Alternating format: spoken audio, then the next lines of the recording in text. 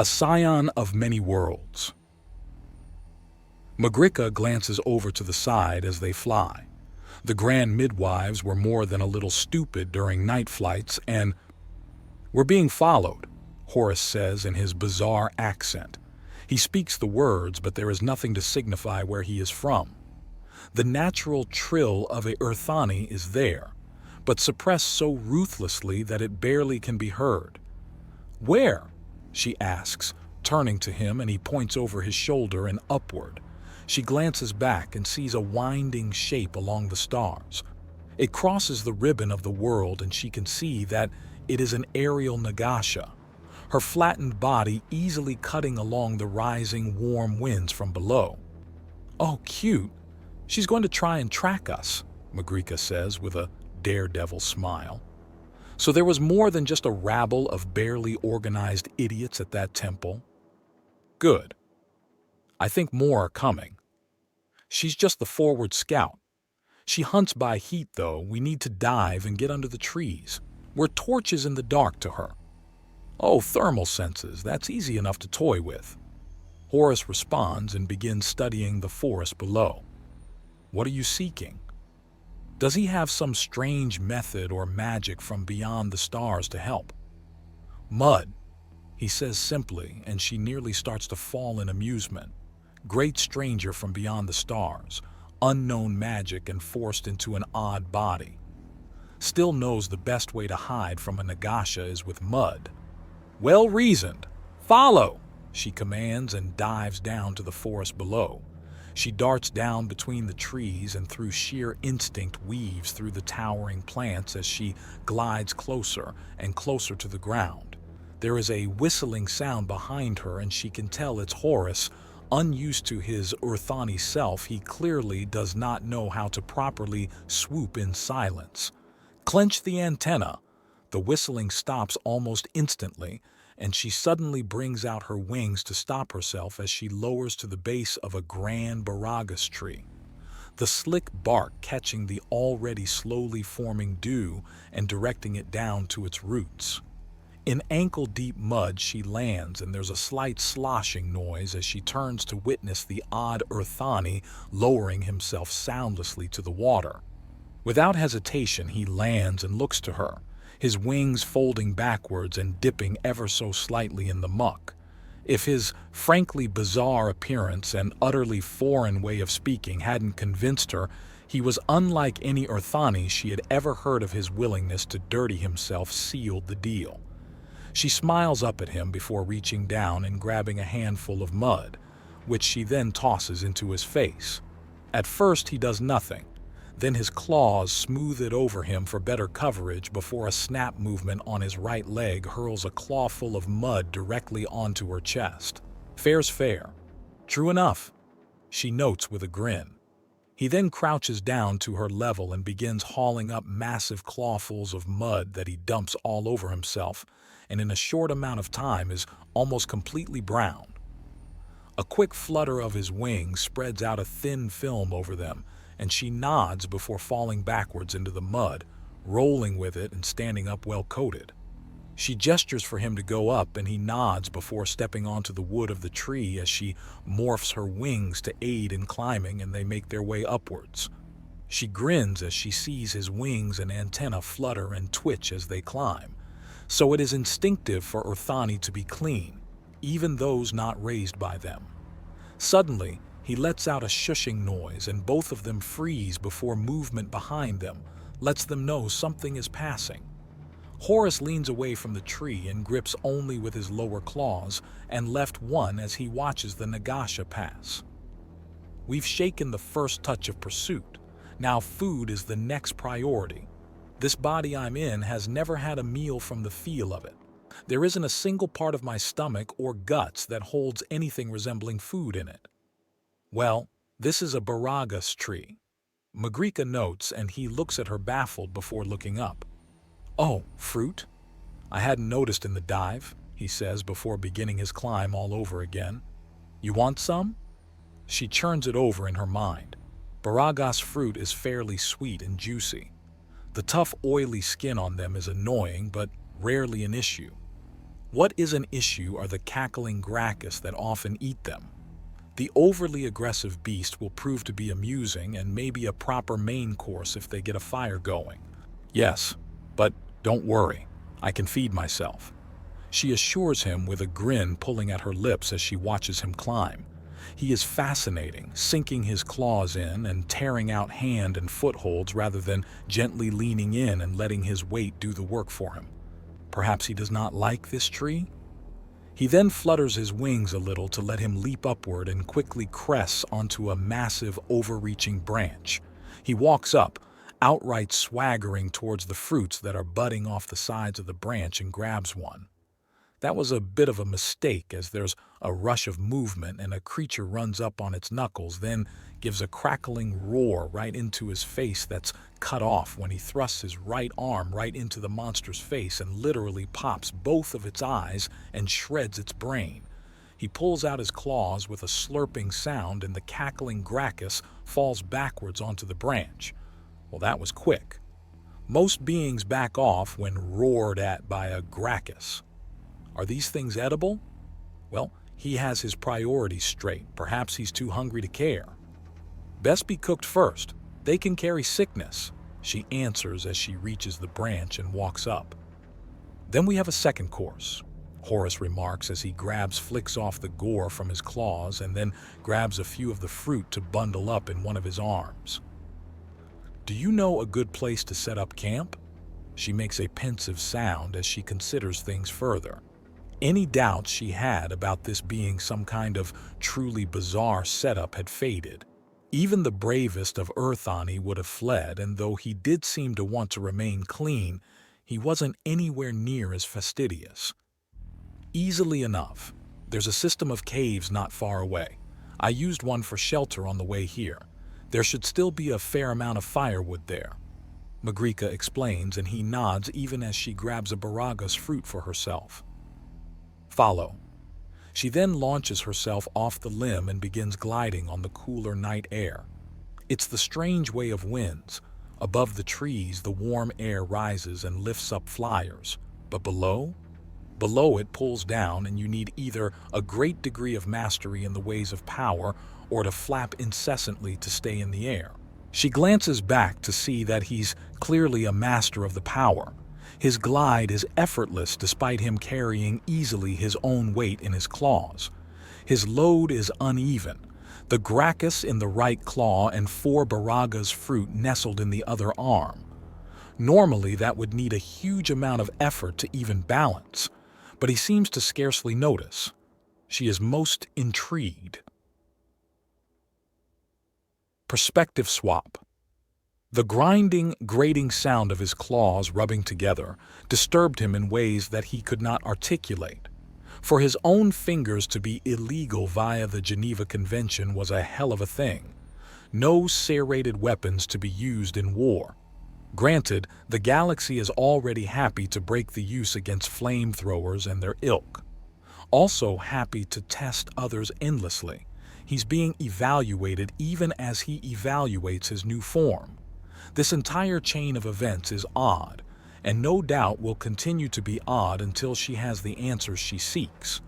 Having hands and feet that do double duty as war crimes is aggravating. Thankfully at the moment they're more useful as he sliced open the flesh of the Baraga's fruit for the things inside. The seeds were incorporated into the tough, indigestible peels, leaving the insides to be just so much sweet pulp waiting to burst out. It was almost drinkable once the skin was past. As for the gracchus meat, it was disturbingly like pork. Chewing it was a pain with his teeth, tiny sharp things more like needles than proper slicers.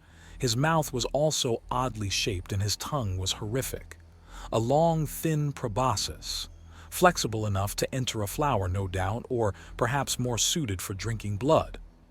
He has to tear the strips of meat into tiny bits in order to properly swallow it, but there is a deep satisfaction. Clearly he's designed to take his meat in a more liquid state, which well and truly disturbs him as he mentally vows to never drink from putrid carrion. Maybe blood is acceptable. He picks between the tiny teeth with his massive claws and resists the urge to bite as he knows it would slice his mouth clean open. And thinking more on those claws, they were similar on both the feet and the hands. The thumb is going backwards on the feet, but they're made the same way. The palm is somewhat sensitive but protected. Then there's a single joint from where the claw begins. The back of them are smooth, but there's a brutal serrated edge that goes up to the next joint. From there it becomes a spear that quickly comes to a point. 2 bigger claws and a slightly smaller one for a thumb. That was all his hands wear. 3 serrated black blades. He holds his fingers together and forms a larger spear-like head to Magrika's interest. Something interesting? Most Urthani have 2 prongs. The points don't lean together like that. For you, though, it's like your arms are the ends of spears instead, she notes curiously before seemingly dismissing it. Of course, most of them actually have asses to sit on and breasts to heave. Have you truly never met or even heard of a man before? Horus asks her, and she shakes her head. I'm uncertain as to how it works with Urthani or Mitak, but with humans, men are the natural hunters and warriors. The 2 sides, men and women, both need to come together to create a child. Both halves are needed to fully build a society, a people, a child. Magrika interrupts him, and after a moment he nods. Yes, at least this is what my kind believed as we lived in what the rest of the galaxy calls cruel space. Why is it called that? It's called that by those who live only with axiom energy, the power that lets you shift your wings, the power that allows beings like you and me to live.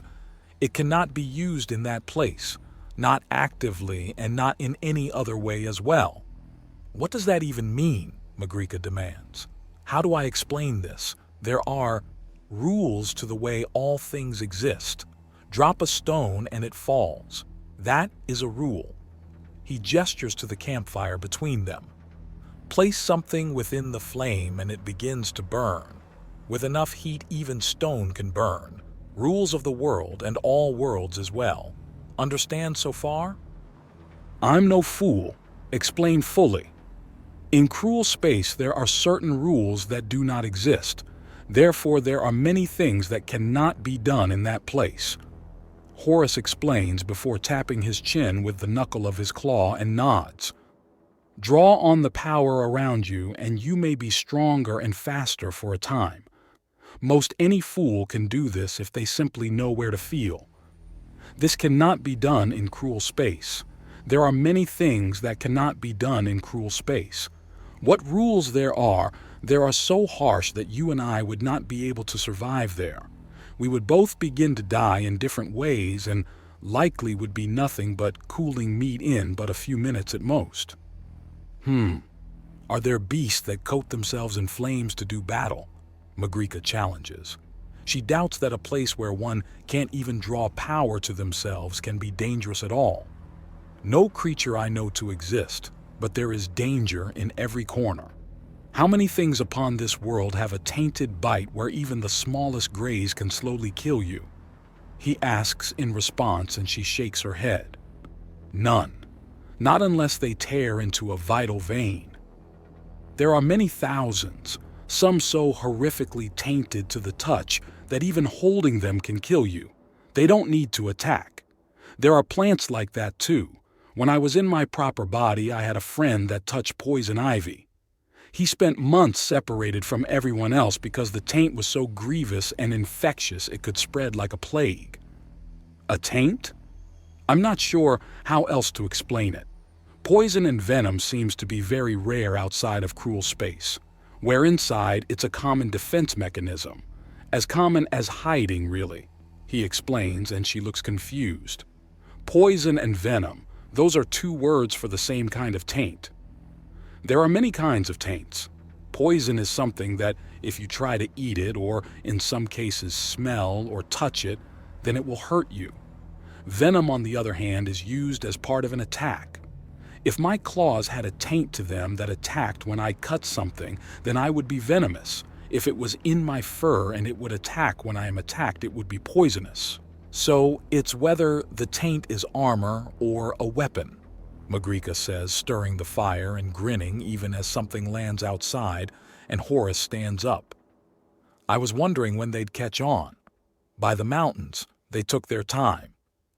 Perhaps you should have built the fire higher if you wanted more attention from them, Horace remarks, and Magrica gives him a surprised look. Oh, come on. If you wanted to stay hidden, the fire would have been in the back of the cave. You wanted to fight them. She clearly reevaluates me as I take out a few more thin strips of meat and just straight out swallow them without bothering to chew. I'm sure my digestion will work it out, better than getting them caught on all the little freaky needles I have for teeth. I'm going to need a mirror or something to get a proper look at myself with time to actually take a look. Maybe I'll make sense of the mild segmentation that's in my vision. I think I have compound eyes, but don't know for sure. Whatever's on the front of my face, there's some kind of mental trick smoothing out all the segments. Fuck these weird eyes. The electrosynaptic whatever sense from the antenna is less confusing than fucking sight. Horace groans as he rises up and steps around the fire. Don't like those big black eyes? Magrica asks with a grin. They're black? Black and shiny with whatever you're focusing on lighting up to pale green to show your focus. She confirms and Horace nods. Better and worse than I thought. Wow. He remarks and she chokes down a cackle and follows him out of the cave. 5 on the hill above, 10 down here with us, Horace mutters as they leave the cave. Magrica the Massive, you are known to us as is your theft. What the pits is wrong with that Orthani? Oh, that's nice. Rub it in, Horace remarks. Don't be a fool, Arika. That's what was stolen. The altered one. An Orthani twisted to serve the grand midwives in the most holy of manners. A voice says softly as what looks like a four-eyed angel descends from above. Horace doesn't know the classification, but he's sure he'll be able to figure it out easily enough once all this nonsense gets sorted one way or another. No, he says simply. He then mentally cheers as the confusion runs clean through all 4 of her eyes at once. What? I said no. I'm no one's possession. I'm a sergeant of the Undaunted. Horace growls out in a fury. His wings begin vibrating and his lower claws dig into the ground. He narrows his eyes as he starts sending slight amounts of axiom into the dirt and primes it. We all belong to the grand midwives. It is they that breathe life into the womb, and each and every one of us is a sign of their benevolence. I am not, Horace states, and the angel glares at him in a fury. Her second set of eyes is pushed out to the side to give her a much wider field of vision than normal. To think you would grow so tainted and feral after such a short time outside your crystal. I was told that you are capable of acting as a grand midwife in times of the rain by sheer instinct alone. But your mind is so fouled. Clearly you are not ready. The sacred hymns have not been properly sung in your sleep. You spent so little time since the stars gifted you to us actually asleep. You should be dreaming of children and life.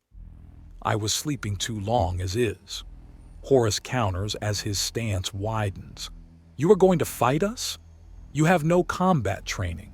You have no weapons and you are Orthani, not a being of battle. Perhaps Magrica will be a challenge. She'll be staying out of this. It's you girls against me. If you think you can take me. Horace counters and there's a stillness as Magrica snorts in amusement and starts to outright laugh before taking a few steps away and sitting down on a stone. By all means, oh, this should be an amazing show. You're coming with us, whether you like it or not, you foolish child. The angel says, stepping forward. I am Lady Allure, guardian of the Eastern Temple of the Grand Midwives. Amazing job when I came for my fun, Magrica taunts. Be silent, heretic. You spit on the generosity of the midwives in bringing your undeserving life to this world, Lady Allure screams in fury. Is the entire world controlled by this cult? Horace asks. Cult? Cult? We are not some petty group of fools following some warlord to our graves. We are an integral part for all parts of the world. Every city, every queen and warlord and tribal chiefess bends the knee to the grand midwives or their lines go extinct. It is through us, and US alone, that there are more than mere beasts upon Lacron. So that's what's going on. No wonder they want me contained. No doubt if I had played along, they would have claimed that any child born with my attributes rather than those of their mother would be a sacred child to be given to the midwives to raise in the cult. We are not a cult, Lady Allure screams, spit visibly flying. I disagree. Horus says in a tone so matter-of-fact that it may as well be a punch in the face for how direct it is. His mind and soul have both been tainted. Drag him to the ground so he can be placed into his sacred crystal and purified of this foulness. Lady Allure bellows before charging at him while drawing what looks like a morning star from her side. The rest of the group follow the reckless charge, and Horus only smiles as he unleashes the primed axiom under all of them and kicks up an enormous cloud of dust and dirt that he vanishes in. Perspective swap. Oh! He's wearing the dark mantle again. I wonder what he plans on doing with it, Magrica says out loud as she sees a slight distortion into the wall of dust that Horus kicked up in an instant and grins as a response. Moments later, there's a blast of wind as Lady Allure flows power through her wings and feet to stay grounded as she blasts away the cloud. Horus is of course gone. He's escaped, she shouts before the sound of a meaty thump rings out and one of her lesser is thrown from above the cave down onto them, out cold and bleeding slightly. He's here! One of the remaining four on the clifftop screams out before there's a series of brutal thunks, and then she's thrown down onto the crowd below. As one, they all pump their wings and shoot up after him. But after a few moments there are sounds of confusion and Magrica flutters up to get a good view from above at the chaos unfolding.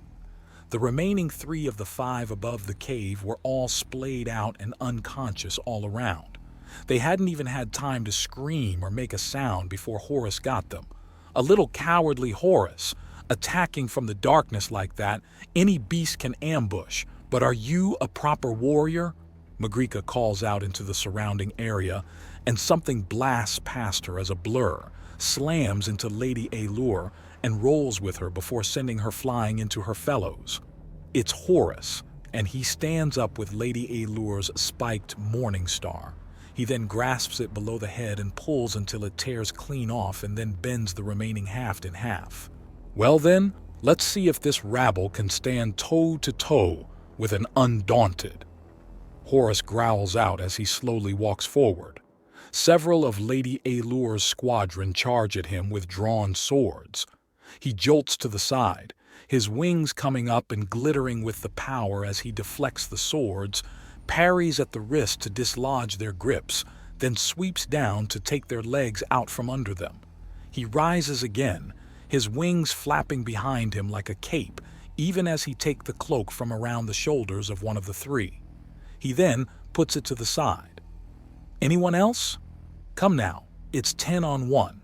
Surely you can face one unarmed man 10-to-1, he asks, and there's a smile even as the mantle he's holding seems to almost physically manifest as a black cape. They charge, and without opening his wings he soars at them in his own countercharge. His shoulder smashes into and throws away the shield of one of the warriors before a brutal flurry of body blows followed by a headbutt drops her entirely. It had taken him heartbeats to win. He effortlessly ducks under a sword, melts under its twin going for his gut before his wings are swept around and smack her in her face to stun her before he moves to slam his curled fists into her face twice before another interrupts him. He catches the punch from the swordswoman looking to redeem herself, and then open palm strikes against her elbow, and there's an audible snap, and she screams high and loud before being kicked away, and Horus returns his attention to the still slightly dazed dual wielder. Before ducking back to avoid the charge of another woman, He then charges again and brutally drives his fist into the face of the now mostly recovered dual wielder, and she goes tumbling backwards to lay still. They're on him even more now, and he spins to move away from the thrust of a spear that he grabs onto before snapping the head off, and then the shaft is broken in two like a twig before kicking away its wielder. He grabs both sticks and twirls them a bit. Still a bit numb for my liking. This is going to be clumsy. He gives the sticks another twirl and then deflects the regained swords, swatting them at the hands to break their grips before driving the batons into the heads of the swordswomen. The sheer amount of force he brings to bear drives them to the ground, unconscious. 6-1, and now I am armed. Care to keep fighting? Horus asks as the group stares at him, and Lady Alure's blinking is out of sync, showing her sheer confusion. How? Because I am undaunted. If you wish to retreat, you may. I'll even let you gather the wounded and leave. Just tell the temple that if they want to put me in a cage or chains, then they best be ready for a one-man war at the very least. Understand? What are you? Lady Alure asks in shock. I am undaunted. Horus responds before turning and walking towards the cloak he set aside earlier. Bit of rope and I'll have something to keep me decent at least. Decent? Wait, are you trying to hide that dangling thing? Lady Alure demands, and he throws his head back to laugh. Finally, someone commented on it. I was worried it was a phantom memory of my true self. And yes, it's considered extremely crass to show it where I'm from, but I woke up without pants and haven't had the opportunity to cover myself up yet. So you're saying that you've been a bad boy? Magrika mocks as she flutters down. What's it for anyways? She reaches out for his swinging privates and gets a swat of the hand from the baton. Hands of the merchandise, he says as he quickly wraps the cloak around his waist and ties it off. I'm going to need a belt or something, if not proper pants. The Grand Midwives will never stop hunting you. You are a living symbol that they must reclaim. Sounds fun, Magrika comments with a bloodthirsty smile. Tell them to bring their good armor and full money pouches. Entertainment that pays for itself is even better than free entertainment. You will be the last of your line. You will be condemned to never bear a child, and there shall never be an heir to your legacy. Oh, I don't know about that. Mr. Pantsless here can probably get me what I need. Can we not talk about that? Horus says, and Magrika looks up at him and laughs. Oh, he's shy about it. That's adorable. He can fight many without aid but doesn't want to talk about children. This is more amusing by the minute. She then turns to Lady Alure. You go and tell the temple that so long as the Undaunted wants to stay free, then Magrika, the Massive, shall be beside him. Oh, and make sure they get that bit about bringing full money pouches when they attack. I love a prize that comes for you.